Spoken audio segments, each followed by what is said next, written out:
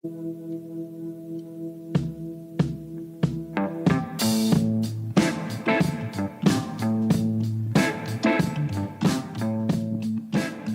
to the Friday, November 16th edition of the Clemson Dubcast.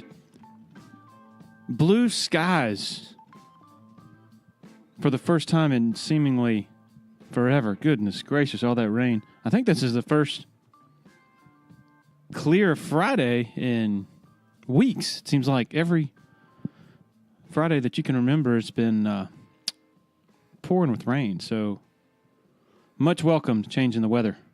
Senior night coming up Saturday against Duke.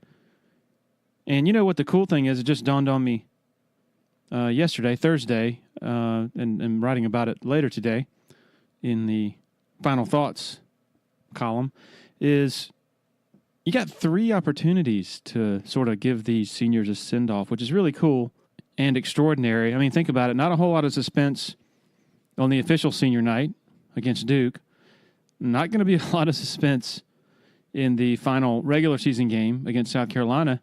And then in Charlotte against whoever, Pittsburgh, I don't know. Basically, another home game. So 3 straight home games, essentially, to say farewell to Christian Wilkins and Cleveland Farrell, Hunter Renfrow, a bunch of other really important guys. At TigerIllustrated.com, we ranked Hunter Renfrow's top 6 plays of his career.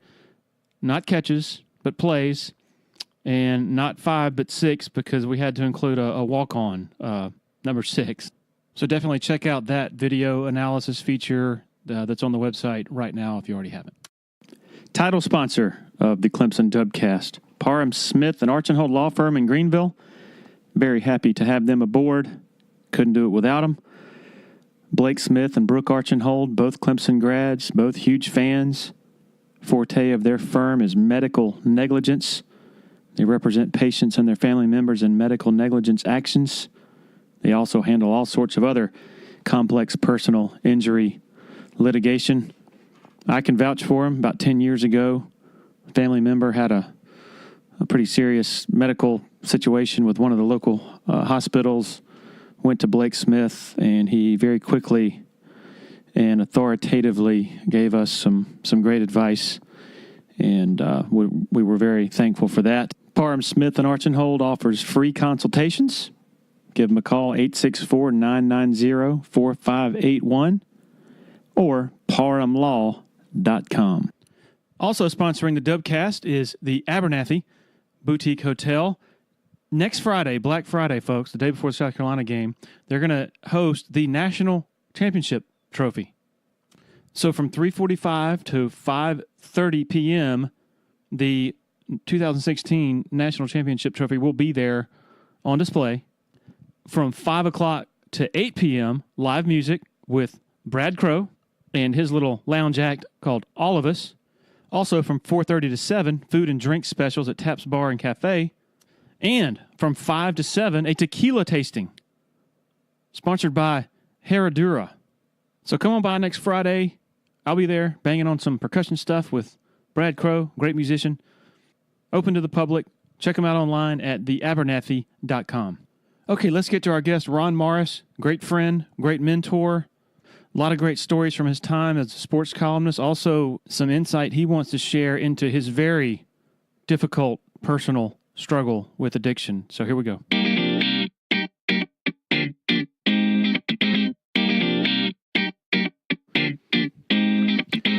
Okay, here with Ron Morris, the former distinguished longtime columnist in the state of South Carolina, also North Carolina, still a writer, I believe, doing freelance stuff, correct? That's correct. Yeah, I had a few things for the Raleigh News and Observer, Baseball America, Basketball Times, just to keep busy. And I spoke with you a few days ago. I guess as we record this, on a Thursday before the Duke game, you were hard at work on a feature on Dexter Lawrence for the Raleigh paper? That's correct. Yeah, as everybody knows, Dexter's from the Raleigh area, from Wake Forest, and the people at Clemson were kind enough to line up a phone interview with Dexter. Got to talk to his mother, and his high school coach, and found out some fascinating things. The most interesting of which was that his football career almost never got off the ground. He was more interested in basketball, and by his freshman year of high school, he missed the first month of practices for football, and the high school coach, Reggie Lucas, had to go to his mother's home and to Dexter's home and basically convince him that football might be his future. And he did, and the rest, of course, the rest of the story. Wow. When is that scheduled to run? I never know when they're going to run them, but I'm assuming it's going to be this week since Clemson's playing Duke this week. Okay. Fantastic. Really looking forward to reading that. Want to get away from the professional and to the personal, Ron. You were interested in publicizing some of your recent health issues, and I've been in touch with you for the last couple of months off and on. Can you just maybe give people an idea of what you've been going through lately?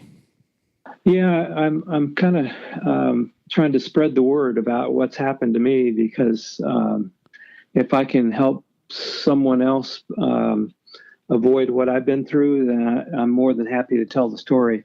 I had back surgery on October 5th, and after 4 months of severe back pain that entailed taking 10 to 12 painkillers a day. And the back surgery went really well. I have no pain in my back or any part of my body anymore.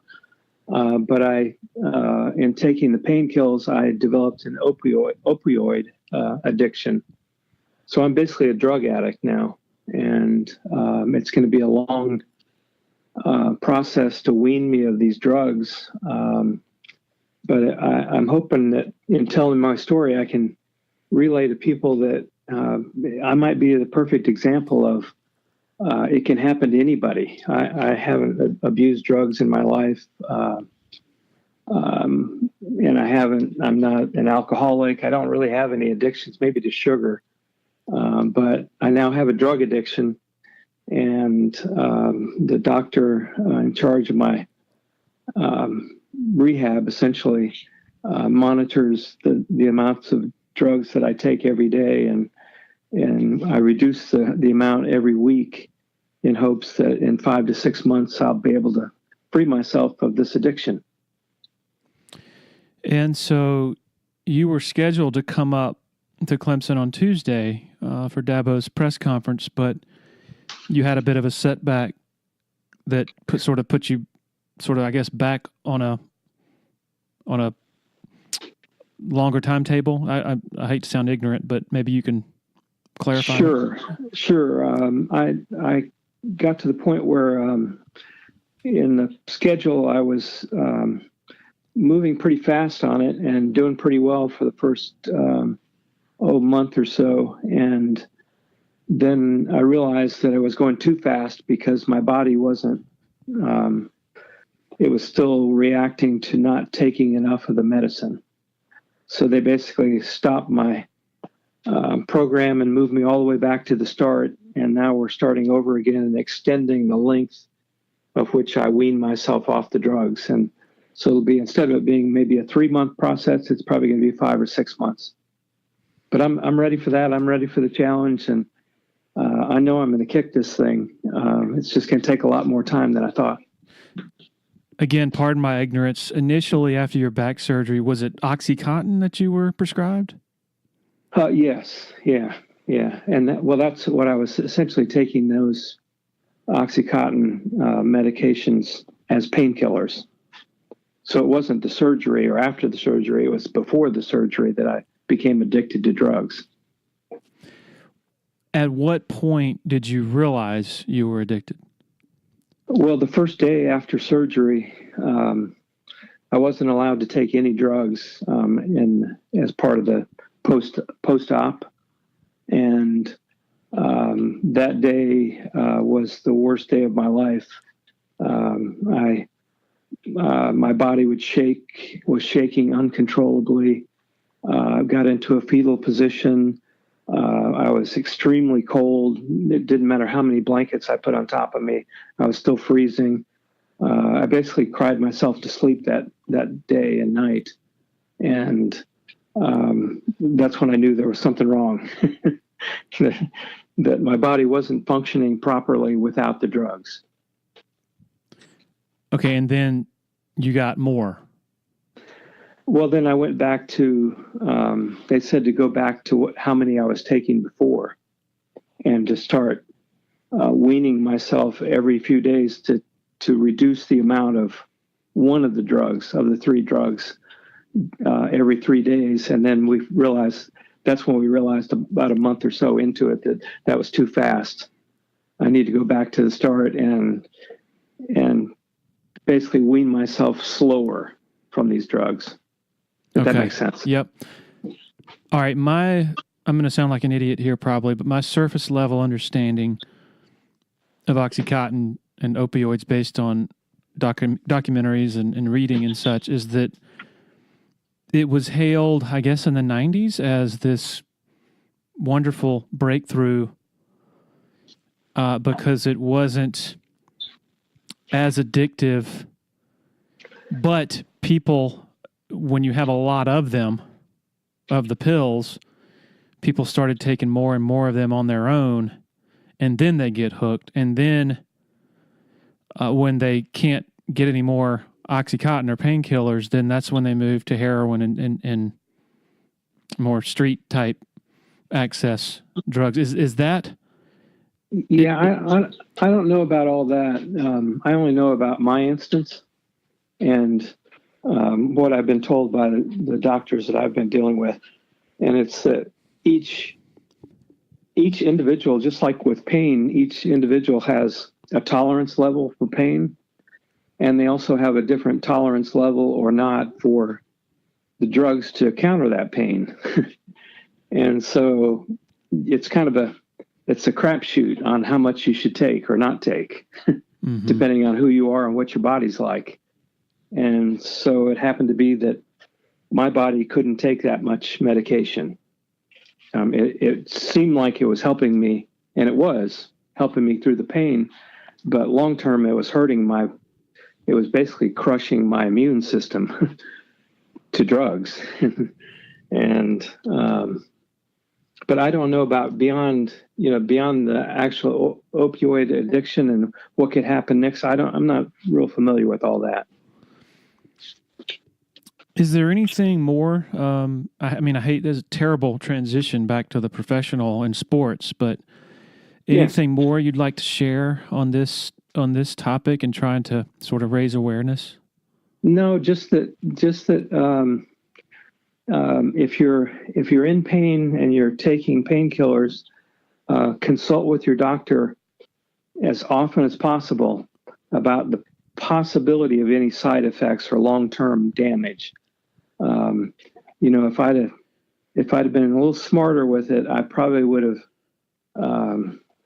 not taken 4 painkillers at a time in the morning and then again at night, and maybe just spaced it out a little bit. But I wasn't knowledgeable enough about it, and I didn't know enough to ask questions about it. I just was taking the pills because they would kill the pain.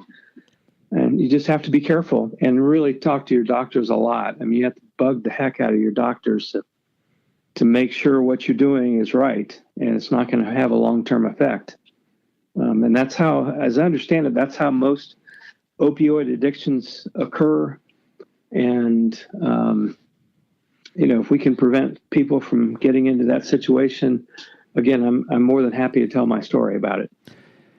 Man, it really seems like average people don't comprehend the strain that this is putting on our country. I mean, all these smaller communities torn apart. The hospitals are full of people who are dealing with it. It's almost like another war, I guess, economically. It's an epidemic. It absolutely is an epidemic. And I'll tell you one story, Larry. When I tell people about it initially, either by phone or in person, their initial reaction I can tell on the phone, and I can also see it when I tell people. their initial reaction is, wow, how'd you let that happen? Yeah. And it's not anyone's fault. It's just a lack of education on it. I understand perfectly when somebody thinks that I'm weak and allowed this to happen. I understand that thinking, but I also can tell them that it's not a sign of weakness. It's just, it can happen to anybody. And it happened to me, but I'm going to kick it. And I hope the people who also have the same thing are strong enough to kick it also and have good enough support to kick it. Are you semi-retired? Is that what you would classify your job? Yeah, I think so. Yeah, I'm working as much probably now as I did when I was employed at the state, but yeah, I think semi-retired is the right word. Yeah. Just curious, hypothetically, if you were going through this while a full-time employee at a newspaper, wherever, do you think you would have been able to keep your job? I think so, because I've been able to work right through it.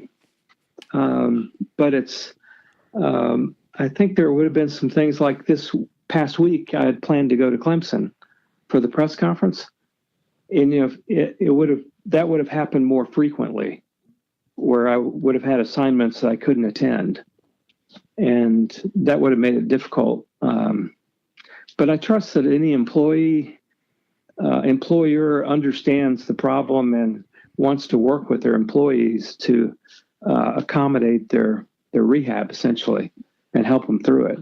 I can function pretty well most days. I just have to be aware of when it's time to take pills, and my body tells me when it's time to take them and how many to take. But I can work and function pretty well most days. Ron, when did you leave the state? Oh gosh, it's been about 3.5 years ago now. Yeah, 3.5 years ago. And if you don't mind, as you recall, what were the circumstances behind your departure?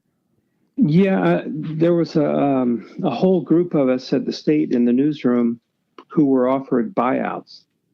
And I think there ended up being in our group that left that day, I'm guessing here, but maybe 15 to 20 people took buyouts in the newsroom, which is a big chunk in the newsroom.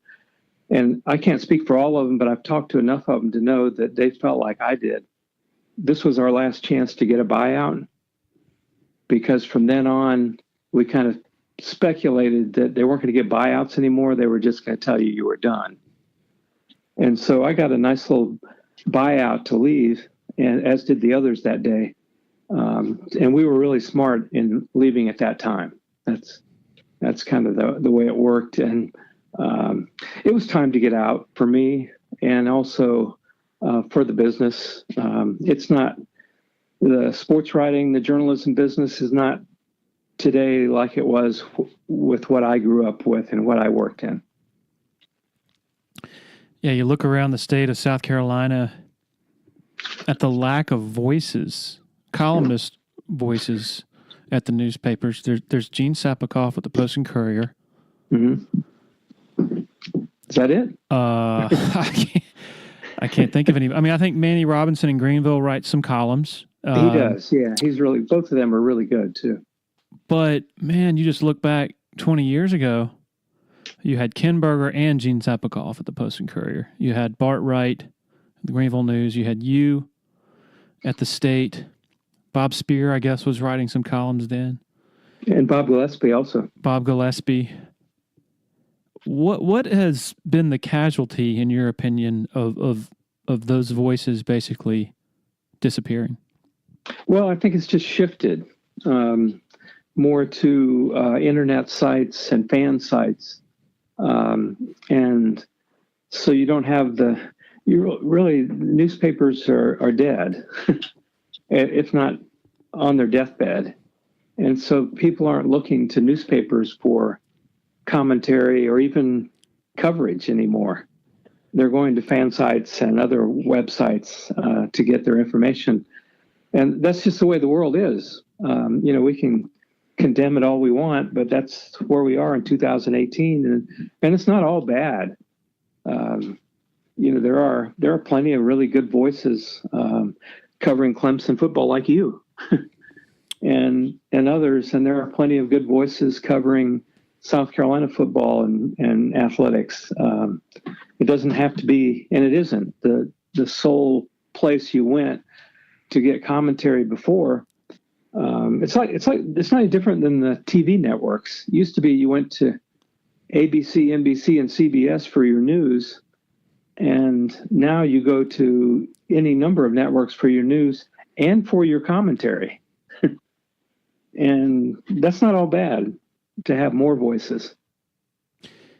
I've talked about this with other podcast guests, and my listeners are probably getting tired of it. I probably sound like a broken record, but this is definitely something I want your opinion on.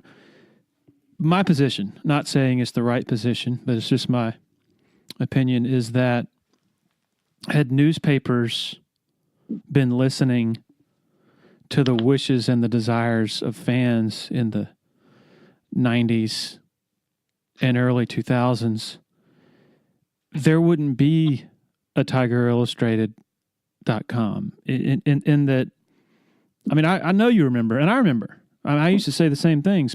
Fans wanted recruiting coverage. Come on, we're not going to cover that. Fans want more than one story a day on their team. We're not going to do that. Fans want to have a place where they can congregate with other fans and have conversations, as in message boards. Well, that's just beneath us. What is your opinion on that whole sort of evolution of media outlets sort of acknowledging fans' desires, and then now here we are in 2018, and you basically newspapers are doing what they should have done the whole time, but probably too late. Does that make sense? Yeah.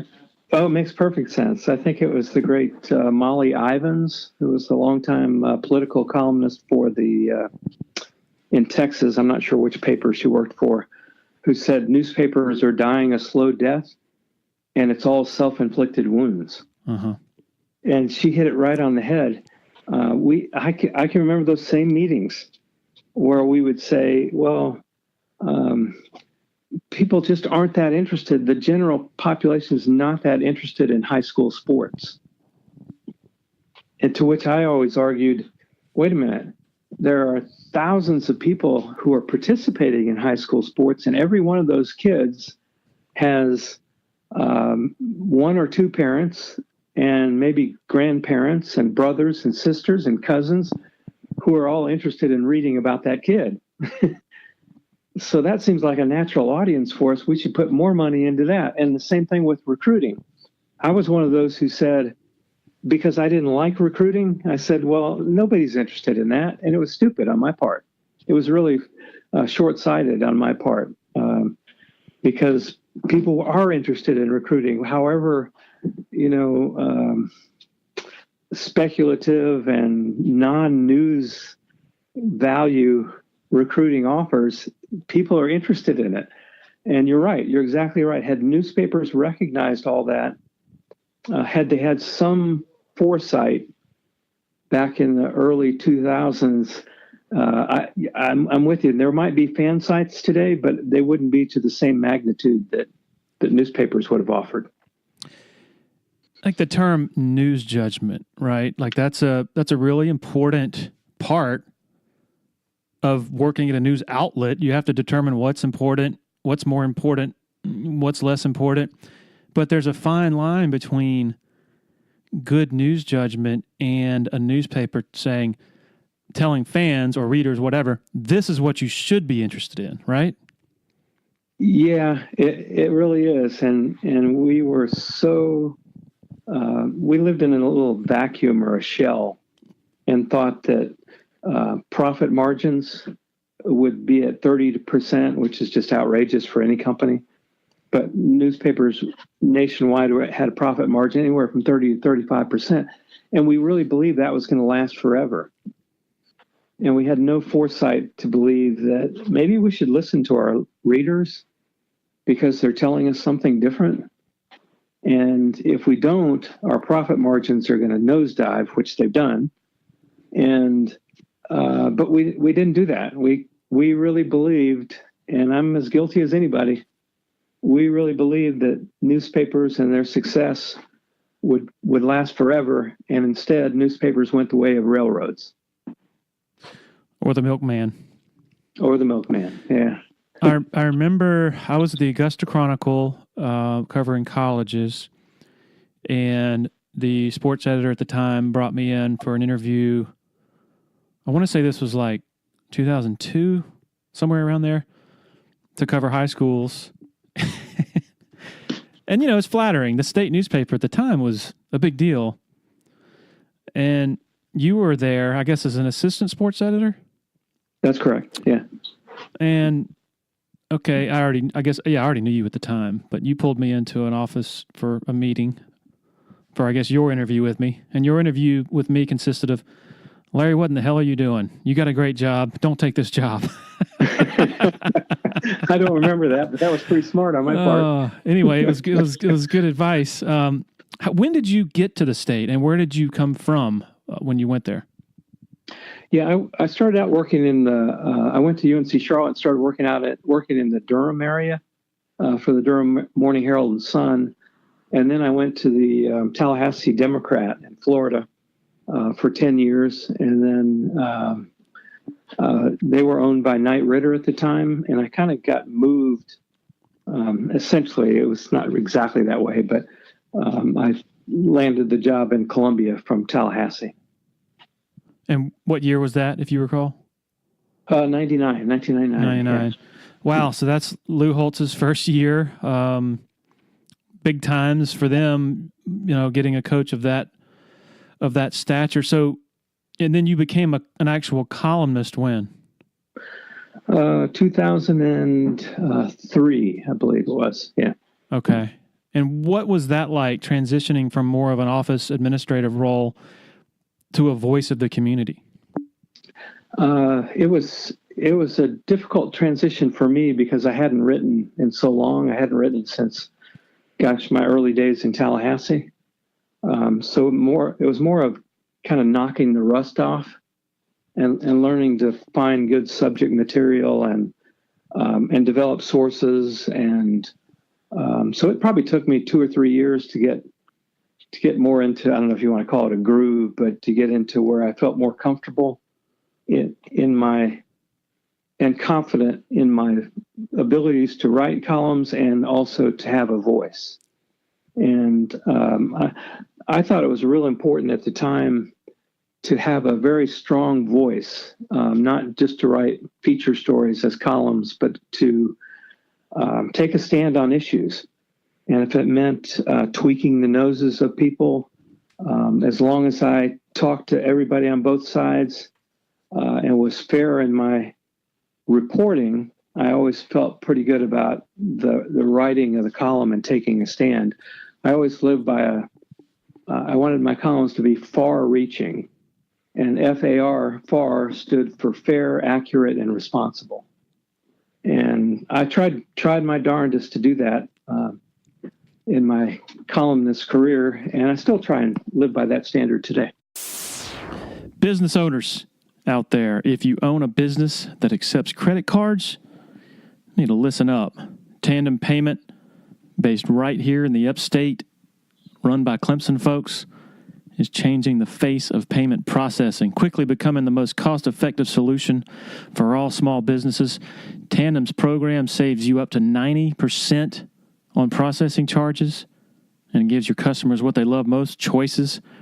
This is not some crazy introductory offer. Tandem's technology allows business owners to offset their credit card processing costs by applying a small customer service charge to each sale they make.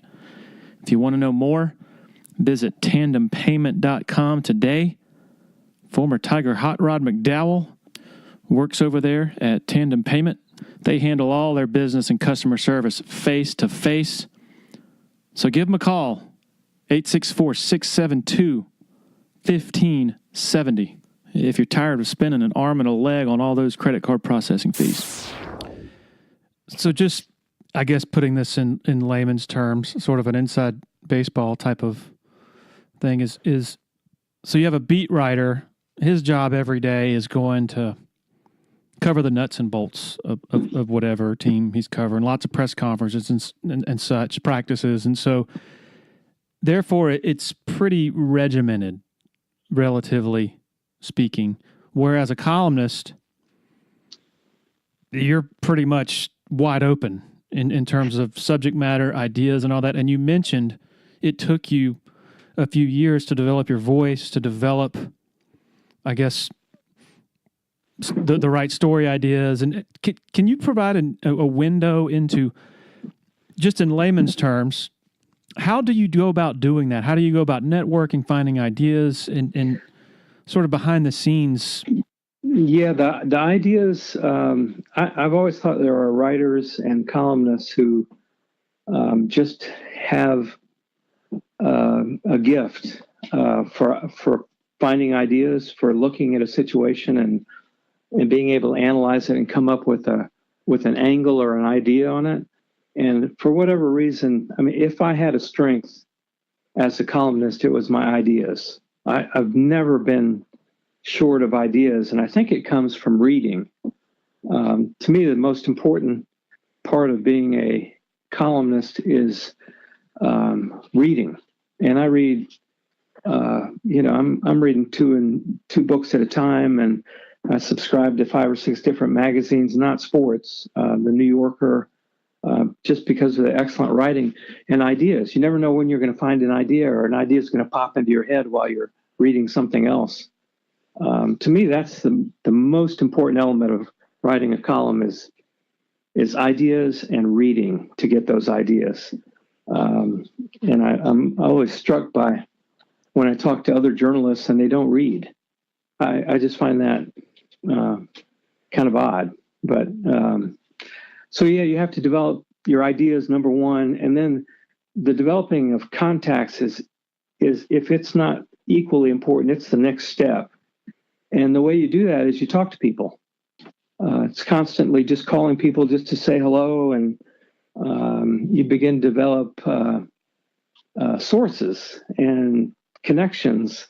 When I would go to a football game, most of us, I'm sure you do too, Larry, you arrive at least 2 hours before kickoff, maybe an hour and a half before kickoff.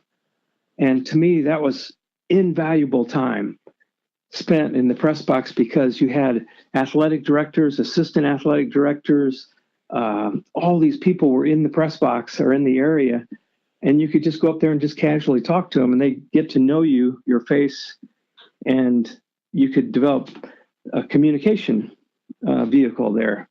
And so that was a good way to develop sources. And then little things like one of my best sources, I can tell it now because he's deceased. One of my best sources at South Carolina was a former radio play-by-play announcer, Bob Fulton, and he and I became really good friends to the point where we took care of Bob a lot in the last couple of years of his life. And I'm almost hesitant to say this because I'm sure people at USC, if they hear this, will just cringe. But Bob would go down to South Carolina and visit the athletics department. He would talk to everybody there, and everybody would talk to him, and he would hear things. And then he would tell you everything. And then we'd go to lunch the next day, and he'd tell me everything he heard the previous day.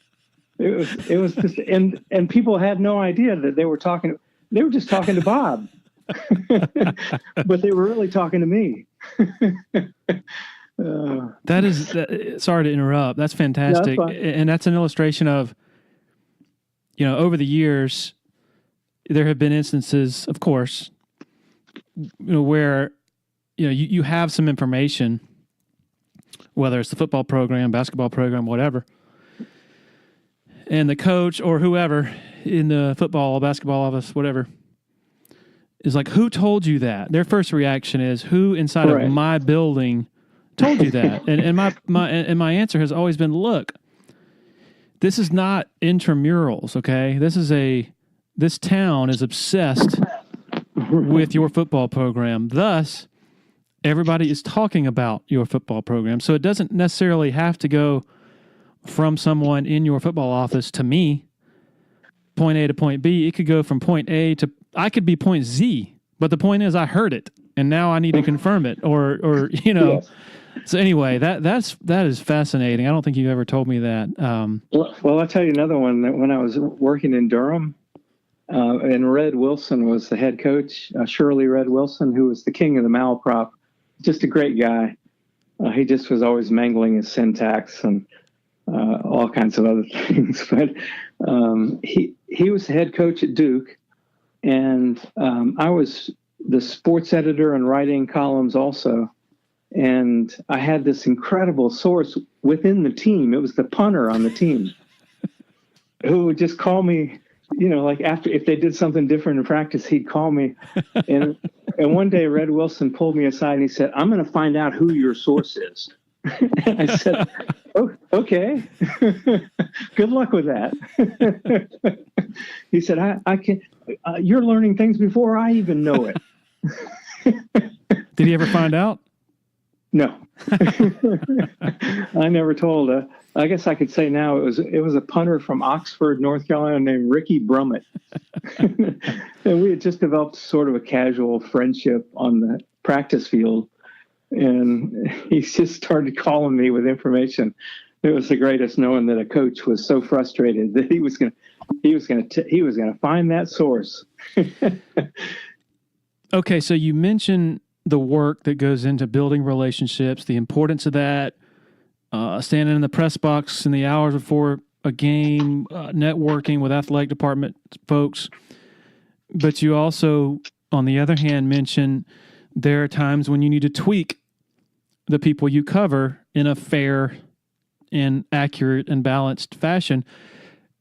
What type of, I guess, delicate line do you have to walk when you're tweaking, but also risking ticking off the people that you're covering, not just the people you're writing about, but those athletics department folks? They work for the university and they aren't employed by the coach, but their livelihood is largely dependent on the big breadwinner, such as football at South Carolina. In that case, any anecdotes or recollections of maybe when that put you at odds with some of the people you had developed really good relationships with? Oh, it happened all the time at South Carolina. And what you do is if you're fair in your writing, you're accurate and you're responsible. That's a big thing. The responsibility for what you write.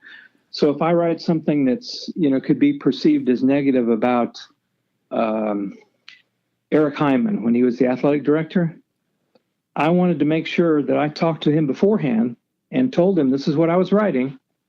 And so he knew about it beforehand. And also afterward, if it was Steve Spurrier afterward, I would sit front and center at the next press conference. So I was responsible for what I wrote. I'm right here if you have any problems with it. And that's so important. And I think, I don't want to throw a blanket over a lot of people, but it's missing a little bit in the fan sites because they're not being critical, and in my look at it, they're not being responsible. But I'll give you a good example, two of them actually. There were many times that I wrote things at South Carolina that Eric Hyman did not like the stance I took. And the first call I would get the next morning would be from Eric Hyman saying, "I really didn't like your stance on that. I'm not sure it was right." And I said, "Okay, well, let's talk it through." And that's what we would do. And there was a respect there that he knew what my job was, and I knew what his job was. And there were going to be contradictions. There were going to be some headbutting. But professional people learn to work through those differences, and you because you have a respect for the other person. But then there's the example of somebody who doesn't have respect for the media and the job they do, and that would be in my case it was Steve Spurrier.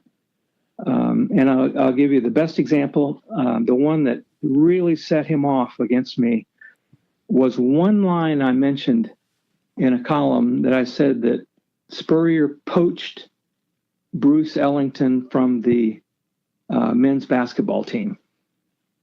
And for whatever reason, that drove him crazy.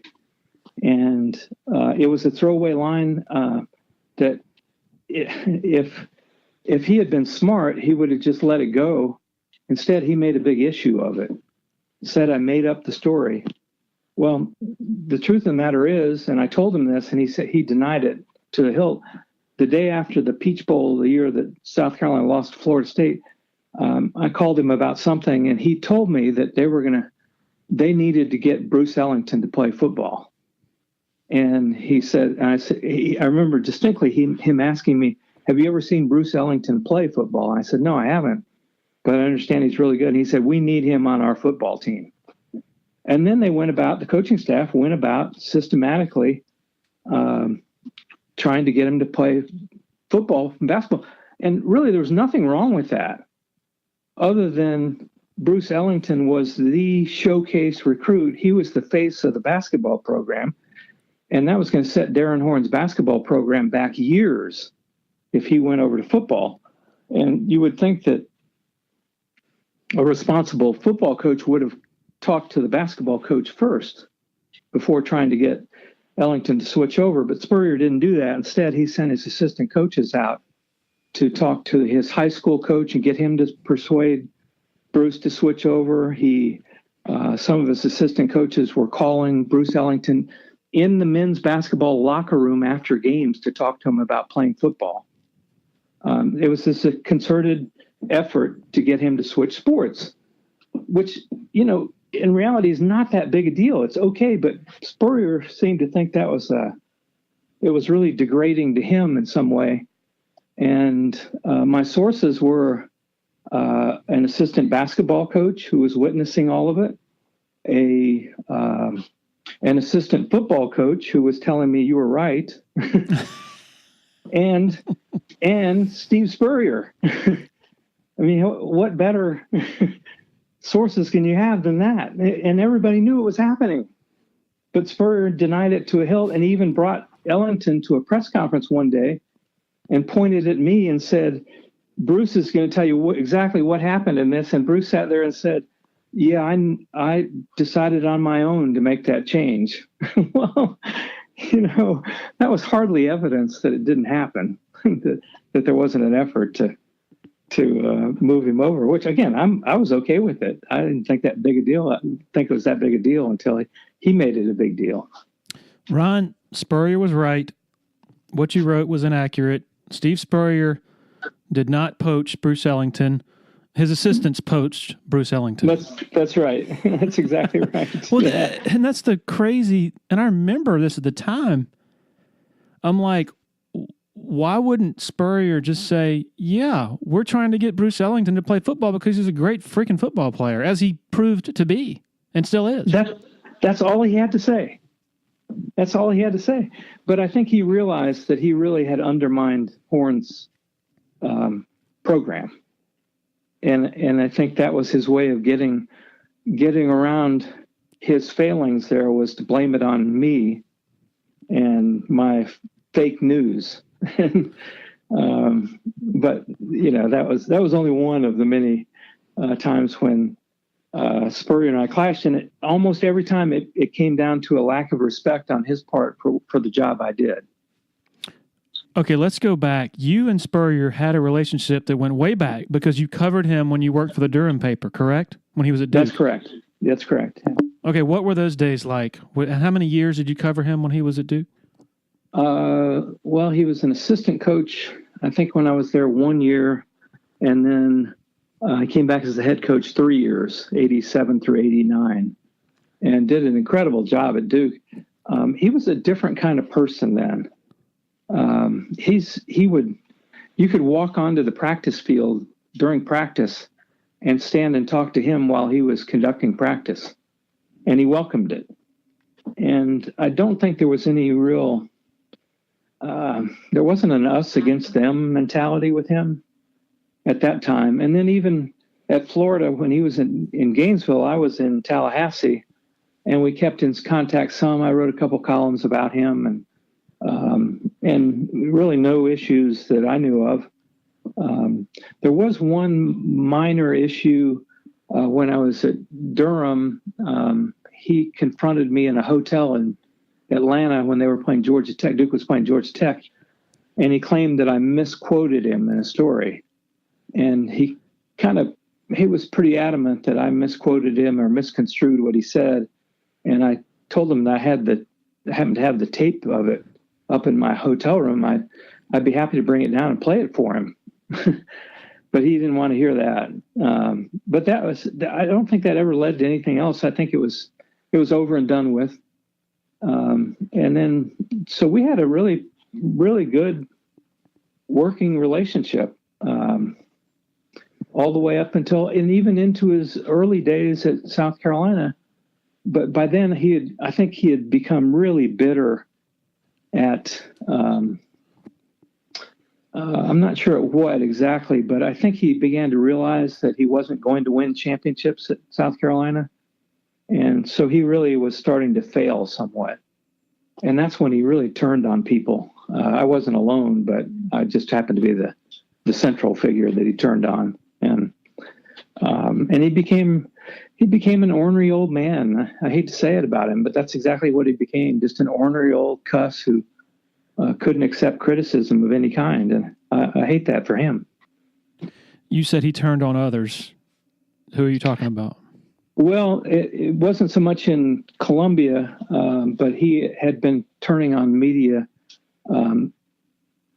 in Columbia and late in his years in Gainesville. After our little dispute went national, the reporter, I can't remember her name, for the St. Pete Times at the time, she wrote a story about all of his conflicts with the media over the years, and he had basically done the same thing to 9 others that he had done to me. And so this wasn't anything new. This was kind of his MO.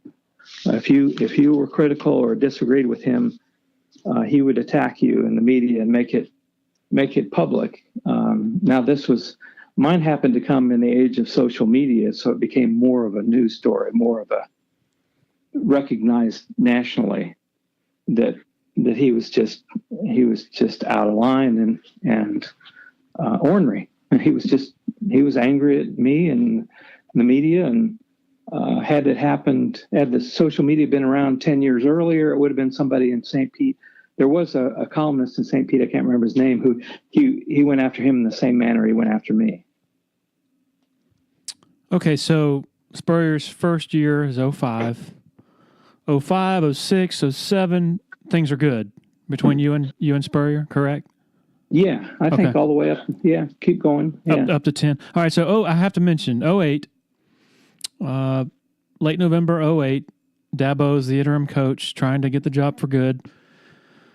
South Carolina comes up to Clemson in kind of a toss-up. I think quite a few folks think the Gamecocks are going to win. South Carolina had a pretty good team, I think.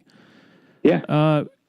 Clemson proceeds to blow their doors off, thereby assuring Dabo the job, which he officially got 2 days later. But at that post-game press conference with Spurrier, an exchange that Clemson fans remember to this day, and in fact, Clemson fans have pleaded with me to ask you about. Yeah. I'll give you a tip. There's somebody in the Clemson SID office who still says this to me every time he sees me. All right, so Garcia, what was he? Was he hurt? Was he sick? Did he have the flu? Steven Garcia? He didn't play. Who knows? It could have been a suspension. I don't remember all of his transitions and transactions. So anyway, South Carolina just falls apart. This was Spurrier's 4th season, and he had only beaten Clemson one time in 06, right. And so it was looking like more of the same, an extension of the domination that Tommy Bowden had over South Carolina. And I guess they were going to like the Papa John's Bowl. Oh no, maybe that was the year they played Iowa in the Outback Bowl and got crushed. But anyway, I think after the press conference ended is when you sort of persisted and maybe a follow-up like, hey, Steve, like where does this put your program? Like, where do you go from here? I think that was what you said, correct? Yeah, Something like that. I don't remember Anyway. it exactly, but it was something about what, you continue to lose to inferior Clemson teams. What's going on here? And then the immortal words, "What do you want me to do, Ron?" How many times have you seen and heard that clip, either on video, audio, or as you said, from people who continue to recite it to you? Oh, it's more, I don't remember ever going back and looking at it on video or audio or listening to it. But I hear it not so much anymore, but from then on at the state, I would hear it from Clemson fans all the time. and it got to be pretty comical. All right. So a year later, Clemson travels to South Carolina. They have sealed the Atlantic Division for the first time under Dabo Swinney in his first full season. I got the distinct impression, and you can tell me what you think of this, whether this is bull or not, that had Clemson won that game in Columbia with C.J. Spiller, that Spurrier either might have hung it up or South Carolina's administration might have tried to sort of nudge him out and say, you know what, it's time for us to try something new. Is that bogus? Yeah, I don't know about that. I never sensed that. I only sensed it from the fans were fed up with him. And, they can talk all they want about how they want Muschamp gone. It was nowhere near the level of the noise about Spurrier about that time. Really? I think, yeah, what had he done to that point? He came in and he promised them they were going to be he borrowed the Red Sox slogan, "Why not us?" So we were going to win SEC championships. He took down all of the orange beat Clemson stuff in the locker rooms and in the athletic department, said all that needed to go. The Clemson rivalry was not that important. What was important was winning the SEC. And by then it was becoming pretty clear, they might win an SEC division at some point, but they're not going to win an SEC championship. It ain't going to happen. And the fans were ready for him to go. I just don't think. I think it was Hyman. Hyman was the AD then, right? I believe so. Yes, I think he was, and I had a really good relationship with him as far as him giving me a good feel for things. I'll tell you another story along that lines if you're interested. But he would kind of tip me off as to if he would have tipped me off if Spurrier they were getting ready to get rid of him. I never heard that from anybody. I think they realized they had a coach that they never before could have gotten. Even Lou Holtz wasn't as big as Spurrier. And if anybody could do it, it was Spurrier. If anybody could turn it around, it was him. And the administration was going to hang on to him. But I'll tell you the other story about being tipped off, if you're interested. Yes. Darren Horn was in his last season as the basketball coach, and I attended I think it was an NCAA women's tournament press conference at the Colonial Life Arena, and I ran into Hyman, and I pulled him out in the hallway and said, "Look, I'm writing this column tomorrow in support of Darren." And he said, "Oh no, you are?" I said, "Yeah, why?" And he said, "I'll tell you what, I will tip you off on a story that's coming up if you don't write that column." And I said, "I think I know where this is going." I called the office and had him kill the column. Now that's the way a relationship should work with an athletic director. Okay, and then what? Was he fired? And then he was fired a couple weeks later. And Eric held to his word. He called me up to tell me that was happening. Wow. Yeah. That's amazing. Okay, so the 2009 game against Clemson, I go into that game thinking, okay, yeah, Clemson's going to win again. They're too good. They have too many playmakers, blah, blah, blah. And, of course, they have South Carolina's number over the last decade, let alone century. But I was on the field during pregame at midfield. We'll never forget it. I'm watching Clemson go through warm-ups. And then I turn around and I'm looking at South Carolina going through warm-ups. And almost stopped in my tracks at how big they looked. You see Alshon Jeffrey running around. You see a different stature team than you're used to seeing at South Carolina. And I'm like, wow, this is a good-looking team. I mean, you got some NFL-looking dudes here. Mm-hmm. It didn't strike me at the time, South Carolina's going to win this game. It only made total sense in hindsight what was brewing there, the kind of guys they were recruiting, the bigger, more physical, I hate to say, SEC-type athletes, but it was true. Like, they were quietly building that type of kind of monster, correct? Did you sense it at the time?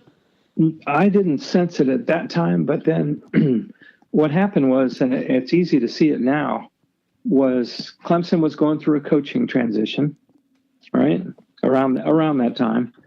North Carolina was going through a transition. Duke was going through a transition. All the schools in the area were all going through coaching changes and program changes. And at the same time, whatever you want to call it, a cosmic conversion, South Carolina was producing a greater number of NFL-type players than any time in the state's history. I mean, they were coming out of the woodwork. And South Carolina was taking advantage of these transitions. And Steve Spurrier's name, at that time, he was still known to kids as this great coach. And it all fell together. They started getting all those kids. Instead of Clemson, instead of North Carolina, they were pulling kids out of North Carolina. And it all just kind of fell together perfectly. And all the credit for that goes to Steve Spurrier and his recruiting and his taking advantage of the situation. Don't you think? Yeah. And less than a year later, South Carolina was whipping Alabama, Nick Saban's Alabama, in Columbia. So, yeah. And they won the SEC East. Yep. Okay, we're going to stop there and break this into two segments. The second will come on Monday morning. Wow, that was really impressive of Ron to have the courage to share his personal story with the hope that he can be of some help to others in the world who might be confronted with the same types of demons, I guess you could say. And like he said, it can happen to anybody. So it's a chilling personal account that really sort of makes the hair stand up on your neck, honestly. So thank you to Ron for sharing his time and his story with us. Thank you to title sponsor Parham Smith and Archenhold Law Firm in downtown Greenville. Also, the Abernathy Boutique Hotel in Clemson. And finally, last but not least, Tandem Payment in Greenville. Everybody have a great weekend. Enjoy the game. Enjoy senior night. And stay tuned for part 2 of Ron Morris, scheduled to be published on Monday morning. Cheers.